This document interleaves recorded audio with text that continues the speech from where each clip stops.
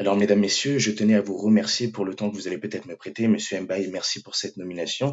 Et je vais désormais m'atteler à parler de ma propre condition d'homme seul qui commentera la solitude, qu'il vit d'ailleurs avec beaucoup d'entrain et beaucoup d'engouement.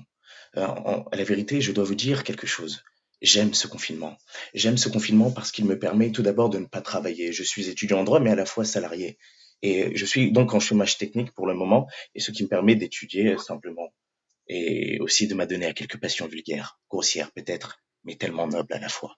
Je peux me consacrer à quelques breuvages oniriques, je peux me lever à l'heure que je veux, lire des livres, et d'ailleurs en parlant de livres, j'ai pu lire Elsa d'Aragon, l'Iliade, les correspondances de Gide et le Saint-Coran et la Bible en 10 minutes.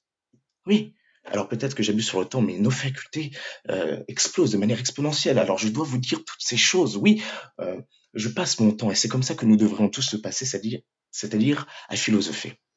Et d'ailleurs, beaucoup trop de gens se plaignent et veulent et espèrent que tout ça s'arrête. Mais je vous citerai les mots de Sénèque qui disait, lorsque tu auras désappris à espérer, je t'apprendrai à vouloir. Alors voulez une fin du confinement plutôt qu'un espoir.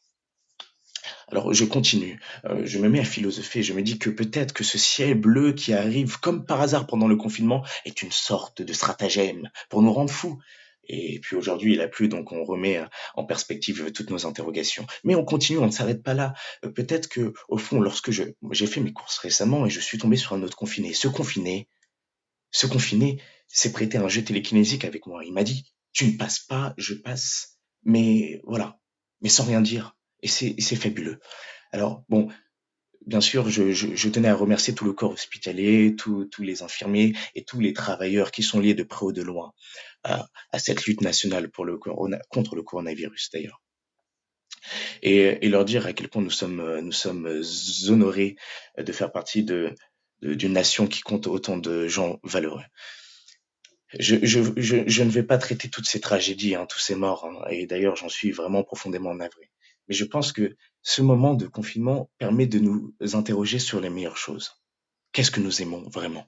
Nous sommes effectivement dans un monde où tout va trop vite, où l'information explose sur Internet, toutes ces choses, où c'est un brouhaha infernal, nous n'avons même plus le temps de nous écouter penser. Alors peut-être que dans ces moments-là, nous pouvons nous reconcentrer sur ce que nous aimons nous vraiment, c'est-à-dire autrui. Et d'ailleurs, Sartre disait que l'enfer c'est l'autre. Mais peut-être que c'est cet enfer que nous voulons vraiment.